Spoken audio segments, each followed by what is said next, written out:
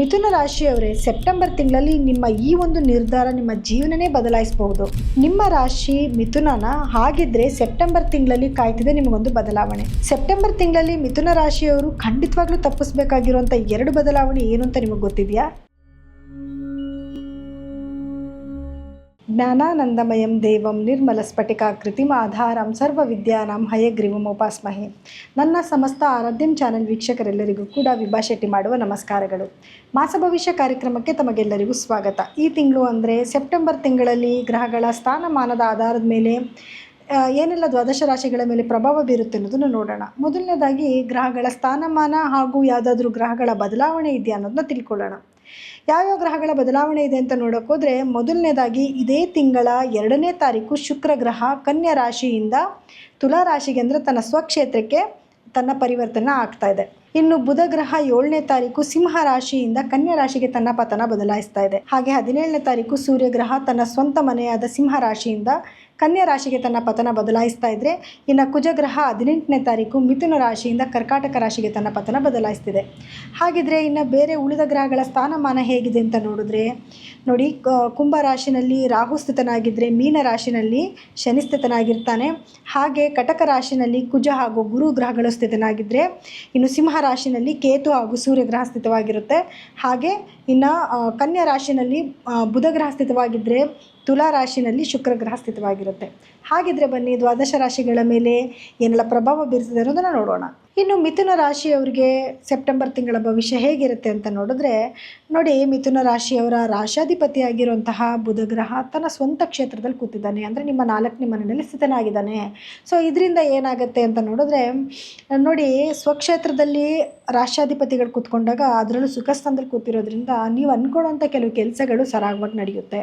Especially ಭೂಮಿಗೆ ಸಂಬಂಧಪಟ್ಟಿರೋ ಕೆಲಸ ಆಗಿರ್ಬೋದು, ಅಥವಾ ತಾಯಿ ಮನೆಯಿಂದ ಏನಾದರೂ ಅನುಕೂಲಗಳಾಗುವಂಥದ್ದು, ಯಾವುದಾದ್ರೂ ಕಾರ್ ತೊಗೋಬೇಕು ಅಥವಾ 2 ವೀಲರ್ ತೊಗೋಬೇಕು ಅನ್ನೋ ಆಸೆ ಇತ್ತು ಅಂದರೆ ತೊಗೊಳ್ಳೋಂಥ ಅವಕಾಶಗಳು ಕೂಡ ನಿಮ್ಮನ್ನು ಹುಡ್ಕೊಂಡು ಬರುತ್ತೆ. ಸೊ ಇದೆಲ್ಲ ಒಂಥರ ಸಂತೋಷದ ವಿಷಯನೇ ಆಗಿರುತ್ತೆ. ಸ್ವಲ್ಪ ಮನಸ್ಸಿಗೆ ನೆಮ್ಮದಿ ಇರುತ್ತೆ, ಸ್ವಲ್ಪ ಪೀಸ್ಫುಲ್ಲಾಗಿ ಬದುಕುವಂಥ ಒಂದು ದಿನಗಳು ಕೂಡ ಆಗಿರುತ್ತೆ. ಅದರಲ್ಲೂ ನಿಮಗೆ ಗುರುಬಲ ಬಂದಿದೆ, ಮನೆಯಲ್ಲಿ ಮದುವೆ ಹುಡುಕಾಟದಲ್ಲಿ ಇರ್ತಾರೆ, ಅಥವಾ ಏನಾದರೂ ಮನೇಲಿ ಶುಭ ಕಾರ್ಯಗಳನ್ನ ಮಾಡ್ತಿರ್ತಾರೆ, ಇದೆಲ್ಲನೂ ಕೂಡ ಸ್ವಲ್ಪ ಸಂತೋಷ ಕೊಡುವಂಥ ವಿಷಯನೇ ಆಗಿರುತ್ತೆ. ಖರ್ಚು ಕೂಡ ಅಷ್ಟೇ ಆಗ್ತಾ ಇರುತ್ತೆ. ಮನೇಲಿ ಏನೋ ಶುಭ ಕಾರ್ಯ ನಡೀತಿದೆ ಅಂದರೆ ಖರ್ಚಂತೂ ಹಿಂದೆನೇ ಬಿದ್ದಿರುತ್ತೆ ಅಲ್ವಾ. ಸೊ ಖರ್ಚು ಕೂಡ ಅಷ್ಟೇ ಆಗ್ತಾ ಇರುತ್ತೆ. ಇನ್ನು ನಿಮಗೆ 2ನೇ ಮನೆ ಅಂತ ನೋಡೋಕೆ ಬಂದಾಗ ಕುಜ ಮತ್ತು ಗುರು ಗ್ರಹಗಳು 2ನೇ ಮನೇಲಿ ಸ್ಥಿತವಾಗಿದ್ದಾವೆ. ಸೊ ಕುಜ 2ನೇ ಮನೇಲಿದ್ದಾಗ ಏನಾಗುತ್ತೆ, ಸ್ವಲ್ಪ ಆತುರದ ನಿರ್ಧಾರಗಳನ್ನ ಜಾಸ್ತಿ ತೊಗೊಂಡ್ಬಿಡೋದು, ಕುಟುಂಬದವ್ರ ಜೊತೆಯಲ್ಲಿ ಏನಾದ್ರು ಸಣ್ಣ ಪುಟ್ಟ ಕಲಹಗಳಾಗುವಂಥ ಸಾಧ್ಯತೆಗಳಿರುತ್ತೆ. ಅಥವಾ ನೀವು ಆಡೋ ಮಾತಲ್ಲಿ ಸ್ವಲ್ಪ ಯೋಚನೆ ಮಾಡಿ ಮಾತಾಡಬೇಕಾಗತ್ತೆ. ಏನೋ ಮಾತಾಡೋಕೆ ಹೋಗಿ ಇನ್ನೇನೋ ಮಾತಾಡೋದು, ಅಥವಾ ನೀವು ಆಡೋ ಮಾತು ನೀವೇನೋ ಪಾಪ ಕನ್ವಿನ್ಸ್ ಮಾಡೋಕೆ ಹೋಗ್ತಿರ್ತೀರ, ಇನ್ನೇನೋ ಅರ್ಥ ಮಾಡ್ಕೊಂಡು ನಿಮ್ಮ ಮೇಲೆ ಜಗಳಕ್ಕೆ ಬರೋವಂಥದ್ದು. ಎಲ್ಲೋ ಒಂದು ಕಡೆ ಗುಂಪು ಕಟ್ಕೊಂಡು ಏನೋ ಮಾತಾಡ್ತಿರ್ತಾರೆ, ನೀವು ಅಲ್ಲಿ ಸ್ಥಿತನೇ ನೀವು ಇರೋದೇ ಇಲ್ಲ ಆ ಜಾಗದಲ್ಲಿ, ಬಟ್ ನಿಮ್ಮ ಹೆಸರನ್ನ ಹೈಲೈಟ್ ಮಾಡಿ ನಿಮ್ಮ ಮೇಲೆ ಒಂದು ಗೂಬೆ ಕೂರಿಸೋದು, ಈ ಥರ ಆಗೋ ಚಾನ್ಸಸ್ ಇರುತ್ತೆ. ಸ್ವಲ್ಪ ಕೇರ್ಫುಲ್ಲಾಗಿರಿ. ಆ್ಯಂಡ್ ನಿಮಗೆ ಗುರು ಕೂಡ 2ನೇ ಮನೇಲಿದ್ದಾನೆ. ಸೊ ನಿಮಗೆ ಗುರುಬಲ ಬಂದಿದೆ. ನಾನು ಆಗಲೇ ಹೇಳಿದೆ, ಮದುವೆ ಮಾತುಕತೆ ಮಾಡುವಂಥದ್ದು ಇದೆಲ್ಲದಕ್ಕೂ ಕೂಡ ಒಳ್ಳೆ ಸಮಯ ಆಗಿದೆ ಅಂತ ಹೇಳ್ಬಿಟ್ಟು. ಇನ್ನು ನಿಮಗೆ 3ನೇ ಮನೆ ಅಂತ ನೋಡೋಕೆ ಬಂದಾಗ ನಿಮಗೆ ಅದೇ ಜಾಗದಲ್ಲಿ ಸೂರ್ಯ ಮತ್ತು ಕೇತು ಗ್ರಹಗಳು ಕೂತ್ಕೊಂಡಿದ್ದಾವೆ. ಸೊ ಹಾಗಾಗಿ ನೀವೇನಾದರೂ ಪ್ರಚಾರ ಕಾರ್ಯಗಳನ್ನ ಮಾಡ್ತಾಯಿದ್ರೆ, ಅಥವಾ ಕಂಟೆಂಟ್ ಕ್ರಿಯೇಟರ್ ಆಗಿದ್ದರೆ, ಮೀಡಿಯಾ ಲೈನಲ್ಲಿ ಏನಾದರೂ ವರ್ಕ್ ಮಾಡ್ತಿದ್ರೆ ಖಂಡಿತವಾಗ್ಲೂ ಶೈನ್ ಆಗೋದಕ್ಕೆ ಒಳ್ಳೆ ಸಮಯ ಆಗಿದೆ. ಆದರೆ ಕೇತು ಕೂತ್ಕೊಂಡಿರೋದ್ರಿಂದ ಏನು ಮಾಡ್ತಾನೆ, ಸ್ವಲ್ಪ ಏನಾದ್ರು ತಡೆಗಳನ್ನ ತಗೊಡ್ತಾನೆ ನಿಮಗೆ. ಆದರೆ ಸ್ಪಿರಿಚುವಲ್ ಟ್ರಾವೆಲ್ ಜಾಸ್ತಿ ಮಾಡ್ತೀರಾ, ಸಣ್ಣ ಪುಟ್ಟ ದೇವಸ್ಥಾನಗಳಿಗೆ ಅಲ್ಲಿ ಇಲ್ಲಿ ಟ್ರಾವೆಲ್ ಮಾಡ್ಕೊಳ್ಳೋದು, ಫ್ರೆಂಡ್ಸ್ ಜೊತೆ ಸೇರ್ಕೊಳ್ಳೋದು, ಹೋಗೋದು, ಇದನ್ನಂತೂ ಖಂಡಿತವಾಗ್ಲೂ ಮಾಡ್ತಾ ಇರ್ತೀರಾ. ಇನ್ನು ನಿಮಗೆ 4ನೇ ಮನೆ ಅಂತ ಬಂದಾಗ ಅದೇ ಬುಧ ಸ್ಥಿತನಾಗಿದ್ದಾನೆ, ಸ್ವಕ್ಷೇತ್ರದಲ್ಲಿದ್ದಾನೆ. ಸೊ ನಿಮಗೆ ಸಿಗಬೇಕಾಗಿರೋ ಎಲ್ಲ ಅನುಕೂಲಗಳು ನಿಮ್ಗೆ ಚೆನ್ನಾಗಿ ಆಗ್ತಾ ಇದೆ ಅಂತ ನಾನು ಆಗಲೇ ಹೇಳಿದೆ. ಇನ್ನು 5ನೇ ಮನೆ ಅಂತ ನೋಡೋಕೆ ಬಂದಾಗ ಶುಕ್ರ ಗ್ರಹ ನಿಮಗೆ 12ನೇ ಮನೆ ಅಧಿಪತಿ ಮತ್ತು 5ನೇ ಮನೆ ಅಧಿಪತಿ ಆಗಿರುವಂತಹ ಶುಕ್ರ ಗ್ರಹ ಕೂಡ ತನ್ನ ಸ್ವಕ್ಷೇತ್ರದಲ್ಲಿದ್ದಾನೆ. ಸೊ ಇದರಿಂದ ಏನಾಗುತ್ತೆ, ನಿಮಗೆ ಬರಬೇಕಾಗಿರೋ ಪಿತ್ರಾರ್ಜಿತ ಆಸ್ತಿ ಆಗಿರ್ಬೋದು, ಅದೊಂದು ಪೂರ್ವ ಪುಣ್ಯ ಸ್ಥಾನ ಅಲ್ವಾ, ನಿಮಗೆ ಪಿತ್ರಾರ್ಜಿತ ಆಸ್ತಿ ಆಗಿರ್ಬೋದು, ಅಥವಾ ಯಾರೋ ಹಣ ಕೊಟ್ಟಿಲ್ಲ ಅಂತ ನೋಡಿ ದುಡ್ಡು ತೊಗೊಂಬಂದು ಕೊಡೋವಂಥದ್ದಾಗಿರ್ಬೋದು, ನಿಮ್ಮ ಮಕ್ಕಳಿಗೆ ಏನಾದರೂ ಒಳ್ಳೇದಾಗುವಂಥದ್ದಾಗಿರ್ಬೋದು, ಅಥವಾ ಅವ್ರಿಗೇನೋ ಲಕ್ಸುರಿ ಐಟಮ್ಸ್ನ ತೆಗೆದುಕೊಡೋವಂಥದ್ದಾಗಿರ್ಬೋದು. ಏನೋ ತುಂಬ ದಿವಸಗಳಿಂದ ಆಸೆ ಪಟ್ಟಿರ್ತಾರೆ, ಒಂದು ಕಾರ್ ನೋಡಿ, ನಿಮಗೂ ವಾಹನ ತೊಗೋಬೇಕು ಅನ್ನೋದಿದೆ, ಮಕ್ಕಳಿಗೆ ಬರ್ತಡೇ ಗಿಫ್ಟ್ ಕೊಟ್ಟರು ಅದು ನಿಮ್ಮದೇ ಆಗಿರುತ್ತೆ. ಒಂದು ಕಾರ್ ತೊಗೋಬೇಕು, ಒಂದು ಬೈಕ್ ತೊಗೋಬೇಕು, ಏನೋ ಒಂದು ಲಕ್ಸುರಿ ಐಟಮ್ಸ್ನ ಮಗುಗೆ ಒಂದು ಲ್ಯಾಪ್ಟಾಪ್ ಕೊಡಿಸ್ಬೇಕು, ಫೋನ್ ಕೊಡಿಸ್ಬೇಕು, ಏನೋ ಒಂದು ಲಕ್ಸುರಿ ಐಟಮ್ಸ್ನ ನಿಮ್ಮ ಮಕ್ಕಳಿಗೆ ನೀವೇ ಗಿಫ್ಟ್ ಮಾಡೋದು, ಅಥವಾ ನಿಮ್ಮ ಮಕ್ಕಳು ತೊಗೊಂಡ್ರು ಅಂತ ನಿಮಗೆ ಸಂತೋಷ ಬರೋದು, ಅಥವಾ ಯಾವುದೋ ಕೆಲಸಕ್ಕೆ ಸೇರಿ ಒಂದು ಒಳ್ಳೆ ಸಂಬಳ ಬಂತು ಅಂತ ನಿಮ್ಗೆ ಹೇಳಿದಾಗ ಮನಸ್ಸಿಗೆ ಸಂತೋಷ ಆಗೋದು, ಇದೆಲ್ಲನೂ ನಿರೀಕ್ಷೆ ಮಾಡ್ಬೋದು.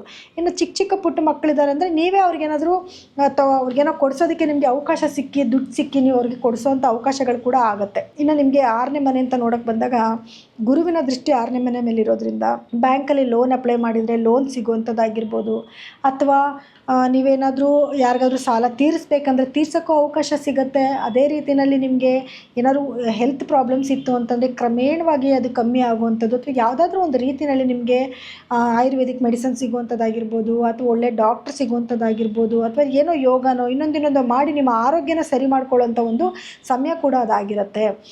ಕೆಲಸಕ್ಕೆ ಏನಾದರೂ ಅಪ್ಲೈ ಮಾಡ್ತಿದ್ರೆ ಅಥವಾ ಹೈಯರ್ ಪೋಸ್ಟ್ಗೆ ಹೋಗಬೇಕು ಅಂತ ಪ್ರಯತ್ನ ಪಡ್ತೀರಾ, ಅದೆಲ್ಲದಕ್ಕೂ ಕೂಡ ಒಳ್ಳೆ ಸಮಯ ಇದಾಗಿರುತ್ತೆ. ಇನ್ನು ನಿಮಗೆ 7ನೇ ಮನೆ ಅಂತ ಬಂದಾಗ ನೋಡಿ, 7ನೇ ಮನೆ ಅಧಿಪತಿ 2ನೇ ಮನೆಯಲ್ಲಿ ಕೂತ್ಕೊಂಡಿದ್ದಾನೆ. ಸೊ ನಿಮ್ಮ ಸ್ಪೌಸಿಂದ ನಿಮಗೆ ಅನುಕೂಲಗಳಾಗುವಂಥದ್ದು, ಫಿನಾನ್ಷಿಯಲ್ ಅಭಿವೃದ್ಧಿ ಆಗುವಂಥದ್ದಾಗುತ್ತೆ. ಆದರೆ ಏನಾದರೂ ಸ್ವಲ್ಪ ಗಂಡ ಹೆಂಡತಿ ಮಧ್ಯದಲ್ಲಿ ಭಿನ್ನಾಭಿಪ್ರಾಯಗಳು ಬರುವಂಥ ಸಾಧ್ಯತೆಗಳು ಕೂಡ ಜಾಸ್ತಿ ಇರುತ್ತೆ. ಸ್ವಲ್ಪ ಕೇರ್ಫುಲ್ಲಾಗಿರಿ, ಜಗಳಗಳಾಗುವಂಥ ಚಾನ್ಸಸ್ ಜಾಸ್ತಿ ಇರುತ್ತೆ. ನೀವು ಈಗ ವಾಹನ ತೊಗೊತೀರಾ, ಭೂಮಿ ತೊಗೊತೀರಾ ಅಂತ ಹೇಳಿದೆ, ಅಲ್ಲೂ ಕೂಡ ಶನಿ ದೃಷ್ಟಿ ಇರೋದ್ರಿಂದ ನಿಧಾನ ಆಗ್ಬೋದು. ಹೇಳ್ಬಿಟ್ರಿ ಮೇಡಮ್ ನಾವು ತೊಗೊಂಡಿಲ್ಲ, ನೀವು ಹೇಳ್ಬಿಟ್ರಿ ನಾವು ತೊಗೊಂಡಿಲ್ಲ ಅನ್ನೋದು ಕೂಡ ಅಂದ್ಕೋಬೇಡಿ, ನಿಧಾನ ಆಗುತ್ತೆ. ಬಿಕಾಸ್ ಶನಿ ದೃಷ್ಟಿ ಬೀಳ್ತಾ ಇರೋದ್ರಿಂದ ಅವಕಾಶಗಳಿದ್ದಾವೆ. ಅಂದ್ಕೊಂಡಿದ್ದು ಡೇಟಿಗೆ ತೊಗೊಳಕ್ಕಾಗದೇ ಇರ್ಬೋದು, ಅಂದ್ಕೊಂಡಿರೋ ತಿಂಗಳಲ್ಲಿ ತೊಗೊಳಕ್ಕಾಗದಿರೋ ಮುಂದುವರಿಬೋದು, ಅಥವಾ ಸ್ವಲ್ಪ ಡಿಲೇ ಆಗುತ್ತೆ ಅನ್ನೋದನ್ನ ತೋರಿಸಿದೆ. ಬಟ್ ಖಂಡಿತವಾಗ್ಲೂ ಆಗುತ್ತೆ. ಇಲ್ಲ 8ನೇ ಮನೆ ಮೇಲೆ ಕೂಡ ಗುರು ದೃಷ್ಟಿ ಬೀಳ್ತಾ ಇರೋದ್ರಿಂದ ನಾನು ಆಗಲೇ ಹೇಳಿದೆ, ನಿಮಗೆ ಆರೋಗ್ಯ ಸಮಸ್ಯೆಗಳು ಬಂದರೂ ಕೂಡ ಅದಕ್ಕೊಂದು ಏನಾದರೂ ಪ್ರಿಕಾಷನ್ ಸಿಗುತ್ತೆ ಅಂತ. ಆ ರೀತಿಯಾದ ಪ್ರಿಕಾಷನ್ಗಳು ಸಿಗುತ್ತೆ. ಪಿತ್ರಾರ್ಜಿತ ಆಸ್ತಿ ಬರುವಂಥದ್ದು, ಇನ್ಶೂರೆನ್ಸಲ್ಲಿಂದ ಹಣ ಬರುವಂಥದ್ದು, ಅಥವಾ ಯಾರೋ ನಿಮಗೆ ಕೊಡಬೇಕು ಅಂತ ಅಂದ್ಕೊಂಡಿದ್ದು ದುಡ್ಡನ್ನ ಕೊಟ್ಟಿಲ್ಲ ಅಂತನೋರು ಸಿಕ್ಕಿ ಮತ್ತೆ ನಿಮಗೆ ದುಡ್ಡು ಕೊಡೋವಂಥದ್ದು, ಈ ರೀತಿ ಕೆಲಸಗಳು ಕೂಡ ನಿಮ್ಗಾಗುತ್ತೆ. ಇನ್ನು 9ನೇ ಮನೆಯಲ್ಲಿ ರಾಹು ಕೂತ್ಕೊಂಡಿರೋದ್ರಿಂದ ತಂದೆ ಆರೋಗ್ಯಕ್ಕೆ ಖಂಡಿತವಾಗ್ಲೂ ಅದಷ್ಟು ಒಳ್ಳೆಯದಲ್ಲ. ಆರೋಗ್ಯದಲ್ಲಿ ಏರುಪೇರುಗಳಾಗುತ್ತೆ, ಸಮಸ್ಯೆಗಳು ಖಂಡಿತವಾಗ್ಲೂ ಬರುತ್ತೆ. ಆದರೂ ಕೂಡ ನಿಮಗೆ ಅದೃಷ್ಟದ ಮನೇಲಿ ರಾಹು ಕೂತಿರೋದ್ರಿಂದ ಏನೇ ಅದೃಷ್ಟ ಕೊಟ್ಟರು ಅದನ್ನು ಡಬಲ್ ಆಗಿ ಕೊಡ್ತಾನೆ, ಜಾಸ್ತಿ ಕೊಡ್ತಾನೆ. ಸೊ ಅವನು ಏನೇ ಕೊಡ್ತಾ ಇದ್ದಾನೆ ಅಂತಂದರೂ ಕೂಡ ನೀವು ಏನಾದರೂ ಒಂದು ನಿಮಗೆ ಆಫರ್ ಬರ್ತಾ ಇದೆ ಅಂತಂದರೆ ಈ ಆಫರ್ ನಾನು ತೊಗೋಬೇಕಾ ಬೇಡವಾ, ಇದರಿಂದ ಒಳ್ಳೇದಾಗುತ್ತಾ ಇಲ್ವಾ ಅನ್ನೋದು ಒಂದಲ್ಲ 2 ಸತಿ ಯೋಚನೆ ಮಾಡಿದ್ರೆ ತುಂಬ ಒಳ್ಳೆಯದು. ಇನ್ನು ಯಥಾಸ್ಥಿತಿ 10ನೇ ಮನೇಲಿ ಶನಿ ಕೂತ್ಕೊಂಡಿದ್ದಾನೆ, ಗುರು ದೃಷ್ಟಿ ಕೂಡ ಇದೆ. ಸೊ ನಿಮಗೆ ಬರಬೇಕಾಗಿರೋ ಅಂತಂದರೆ ನೀವು ಮಾಡ್ತಿರೋ ವ್ಯಾಪಾರದಲ್ಲಿ ಏನಾದರೂ ಸ್ಲೋ ಆಗಿತ್ತು ಅಂತಲೇ ಇನ್ನು ಮೇಲೆ ಅಭಿವೃದ್ಧಿ ಜಾಸ್ತಿ ಆಗುವಂಥದ್ದು, ಒಳ್ಳೊಳ್ಳೆ ಕೆಲಸಗಳನ್ನ ಮಾಡುವಂಥದ್ದು, ಆಪರ್ಚುನಿಟೀಸ್ ನಿಮ್ಮನ್ನು ಹುಡ್ಕೊಂಡು ಬರುವಂಥದ್ದು. ಸೊ ಈ ರೀತಿಯಾದ ಒಂದು ಒಳ್ಳೆಯ ಅನುಕೂಲಗಳು ಖಂಡಿತವಾಗ್ಲೂ ನಿಮ್ಗೆ ಆಗ್ತಾ ಹೋಗ್ತಾ ಇರುತ್ತೆ. ಇನ್ನು ನಿಮಗೆ ನೋಡಿ, ಇದಕ್ಕೆಲ್ಲ ಪರಿಹಾರ ಏನು? ಏನಾದರೂ ಸಣ್ಣ ಪುಟ್ಟ ಸಮಸ್ಯೆಗಳು, ಆರೋಗ್ಯ ಸಮಸ್ಯೆಗಳಾಗಿರ್ಬೋದು, ಅಥವಾ ಏನೋ ಮನೇಲಿ ಜಗಳಗಳಾಗೋದಾಗಿರ್ಬೋದು, ಏನು ನನಗೆ ಸಮಸ್ಯೆಗಳಿದೆ ಅಂತ ಹೇಳಿದೆ, ಇದಕ್ಕೇನು ಪರಿಹಾರ ಮಾಡ್ಕೋಬೇಕು ಅಂತ ನೋಡಿದ್ರೆ, ಮೊದಲನೇದಾಗಿ ನೀವು ಪ್ರತಿದಿನವೂ ವಿಷ್ಣು ಸಹಸ್ರನಾಮ ಕೇಳುವಂಥದ್ದು, ಮತ್ತು ನೀವು ಪಕ್ಷಿಗಳಿಗೆ ಆಹಾರನ ಹಾಕೋದು. ಇವಾಗೆಲ್ಲ ನೋಡಿ, ಪಕ್ಷಿಗಳಿಗೆ ಆಹಾರ ಹಾಕೋದು ತಪ್ಪು ಅಂತ ಹೇಳ್ತಾ ಇದ್ದಾರೆ, ಸ್ವಲ್ಪ ಕೇರ್ಫುಲ್ಲಾಗಿರಿ. ಪಾರಿವಾಳಗಳಿಗೆ ಏನಾದರೂ ನೀವು ಊಟ ಹಾಕೋದ್ರೆ ಅದು ಕೂಡ ತಪ್ಪಾಗುತ್ತೆ. ಮನೇಲಿ ಏನಾದರೂ ಬರ್ಡ್ಸ್ನ ಸಾಕಿದರೆ ಅದಕ್ಕೆ ಫೀಡ್ ಮಾಡಿಸಿ ಸಾಕು. ಅಥವಾ ಮಂಗಳಮುಖಿಯರಿಗೆ ಸ್ವಲ್ಪ ಸಹಾಯ ಮಾಡಿ, ಅದು ಕೂಡ ನಿಮಗೆ ಪುಣ್ಯನ ತೊಗೊಂಬಂದು ಕೊಡುತ್ತೆ. ಮಹಾಲಕ್ಷ್ಮಿ ಆರಾಧನೆ ಮಾಡಿ ಜಾಸ್ತಿ. ಎಷ್ಟು ಆರಾಧನೆ ಮಹಾಲಕ್ಷ್ಮಿದು ಮಾಡ್ತೀರೋ ಅಷ್ಟು ನಿಮ್ಮ ಜೀವನದಲ್ಲಿ ಅನುಕೂಲಗಳು ಖಂಡಿತವಾಗ್ಲೂ ಆಗುತ್ತೆ. ಇನ್ನು ಇದಾಗಿತ್ತು 12 ರಾಶಿಗಳ ಈ ತಿಂಗಳ ಒಂದು ಭವಿಷ್ಯ. ಆದರೂ ಕೂಡ ನಿಮ್ಮ ದಶಾಭುಕ್ತಿ ಆಗಿರ್ಬೋದು, ಗ್ರಹಗಳ ಸ್ಥಾನಮಾನ ಆಗಿರ್ಬೋದು, ಅದೆಲ್ಲ ಬಹಳ ಬಹಳ ಮುಖ್ಯ ಆಗಿರುತ್ತೆ. ದಯವಿಟ್ಟು ನಿಮ್ಮ ಒಂದು ದಶಾಭುಕ್ತಿ ಏನು ನಡೀತಿದೆ, ಒಳ್ಳೆ ಮನೆಯದು ನಡೀತಿದೆಯಾ, ಅಥವಾ ದುಸ್ಥಾನಾಧಿಪತಿಗಳೇನಾದರೂ ಆ್ಯಕ್ಟಿವ್ ಆಗಿದ್ದಾರಾ ಅನ್ನೋದನ್ನ ನೋಡ್ಕೋಬೇಕಾಗತ್ತೆ. ಅದಕ್ಕೆ ತಕ್ಕ ಪರಿಹಾರ ಮಾಡ್ಕೊಂಡು ಹೋಗೋದ್ರಿಂದ ಖಂಡಿತವಾಗ್ಲೂ ನಿಮ್ಗೆ ಆಗುವಂಥ ಮೇಜರ್ ಪ್ರಾಬ್ಲಮ್ನ ಖಂಡಿತ ರೆಡ್ಯೂಸ್ ಮಾಡ್ಕೋಬೋದು. ನೀವೇನಾದರೂ ನಿಮ್ಮ ಜಾತಕಗಳನ್ನ ಪರಿಶೀಲನೆ ಮಾಡಿಸ್ಕೋಬೇಕು ಅಂದರೆ ಕೆಳಗಡೆ ಸ್ಕ್ರೋಲ್ ಆಗ್ತಿರೋಂತಹ ನಮ್ಮ ನಂಬರ್ಗೆ ಕರೆ ಮಾಡಿ ನಿಮ್ಮ ಅಪಾಯಿಂಟ್ಮೆಂಟ್ನ ಫಿಕ್ಸ್ ಮಾಡ್ಕೋಬೋದು. ಸೊ ಎಲ್ಲರಿಗೂ ಕೂಡ ನನ್ನ ಧನ್ಯವಾದಗಳು.